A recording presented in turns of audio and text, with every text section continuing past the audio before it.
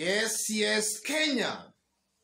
Tamu sana, yes. There is an audio clip of William Ruto, a clip that has been going viral for the better part of today.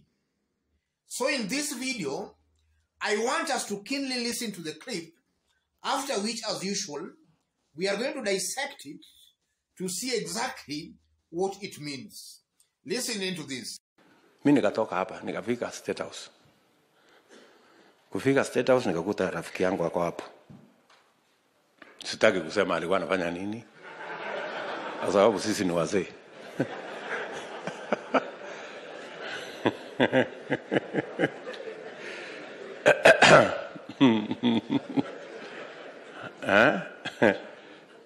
So, yo sasa hii maneno sijui nini, mimi sitaki, mimi nataka kwenda Ichaweri, wewe sijui sasa mimi sitaki, wacha tuachane na hii kitu. Mimi nikamwangalia, nikamwambia wewe, ni vile tu nilikuwa na heshima, ningemchapa kofi. Ati sisi tuache, ati tutoke hapa.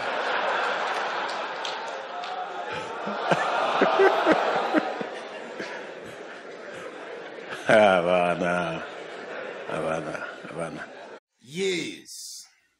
From that clip, William Ruto is confirming and admitting that he almost slapped President Uhuru Muigai Kenyatta. And that was because upon the Supreme Court nullifying President Uhuru's win, Uhuru was ready to go home. William Ruto was of a contrary opinion to that. So because of that, he almost slapped the president.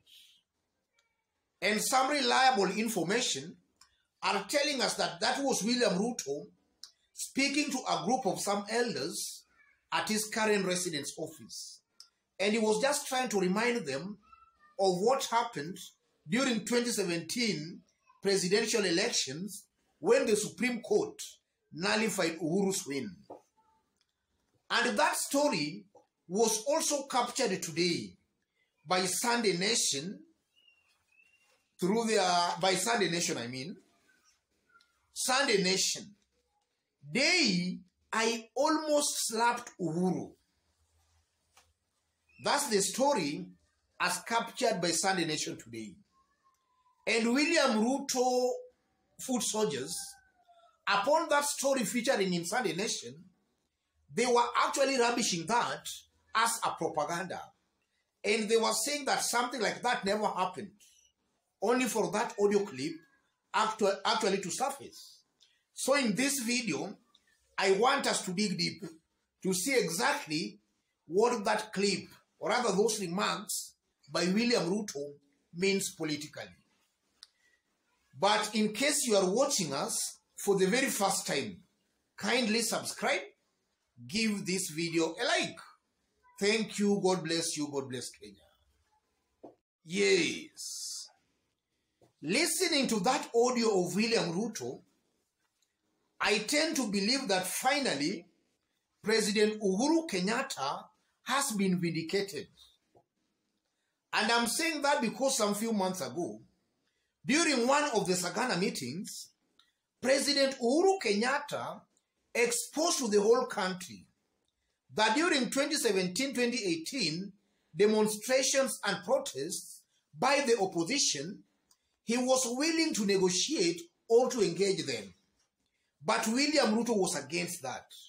William Ruto felt that President Uhuru Kenyatta, because he had the instruments of power, he ought to have used those instruments of power to silence the opposition.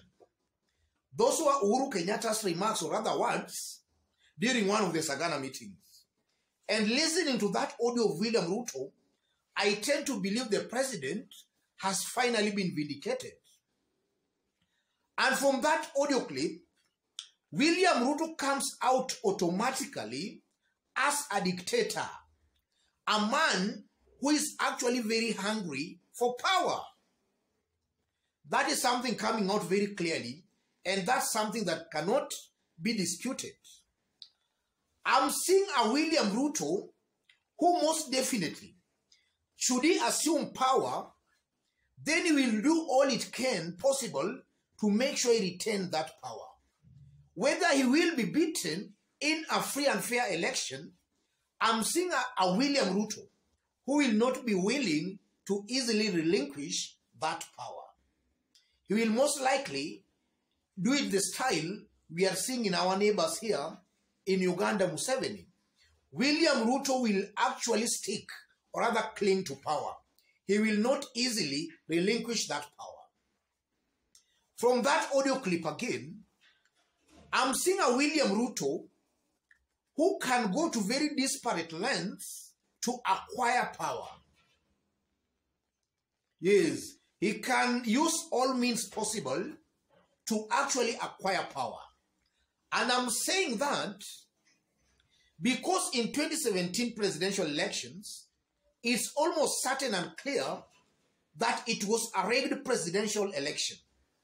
But listening to the way William Ruto is talking, it seems to appear he was actually happy with that kind of rigging. And in fact, even the Supreme Court pronounced itself on that there were some processes that were not actually followed. So I'm seeing a William Ruto who is also coming out as a dictator. A person who should actually acquire power. Anybody will actually be a critic or rather go contrary to what he's saying, that person will actually know the true William Ruto. From that clip, it also just exposes that in William Ruto. And also if you look at William Ruto and even from that clip, I'm seeing a President Uhuru Kenyatta who is coming out as not power hungry. A president who is peace-loving. A person who has the interest of the country at heart. That's what I'm seeing here. Because now it just exposes if the president was actually ready maybe to go home, it exposes the president as not being power hungry. The president maybe knew that their win was not all that legitimate or actually truthful. So the president was willing to actually go home. That exposes President Uhuru Kenyatta as not being power hungry. A power hungry leader cannot actually accept to go home. He will actually cling to that power even if it means everybody in the country is actually dying. The president comes out as not being power hungry. And if you look at President Uhuru Kenyatta, something tells me very strongly that Kenyans will miss this president. This is the only president since independence in Kenya who has actually shown some true efforts in killing some bad ethnic divisions that has all along been dividing some communities in Kenya. All other presidents actually used or rather exploited those divisions. President Uhuru Kenyatta is actually bridging the gap, or rather is building actually a bridge to actually destroy those bad ethnic divisions that has all along existed between some communities in Kenya. And he started that with William Ruto. Upon uniting the Kalenjins and the Kikuyus, is now uniting the Luos and the Mount Kenya communities. This is a wonderful president, a president who will go down in history of this country as the peace-loving president. That is something Kenyans will surely miss Uhuru Kenyatta because of that. Kenyans will miss him because of that, ladies and gentlemen. And also, as I conclude, those remarks by William Ruto also shows a person who is very disrespectful to his boss. William Ruto goes contrary to all the laws of power. If you look at the 48 laws of power, law number 1, never outshine the master. If William Ruto could even imagine of slapping his boss, his master, that shows clearly this is just a person who is very disrespectful to those in authority, very disrespectful to his bosses. And if you look at historical lessons, such kind of leaders their political futures normally ends in peril. And I'm seeing very high possibilities where William Ruto's political future is actually very bleak. Otherwise, let me leave it there for now. But in case you are watching us for the very first time, but so far you have not yet subscribed, kindly subscribe, give this video a like. Give it a like, please. Our fans and subscribers here, God bless you, God bless Kenya. Any other person watching us outside Kenya for the very first time, drop a comment, let us know from which part of the globe you are watching us from. And if possible, subscribe, give this video a like. Thank you, God bless you, God bless Kenya.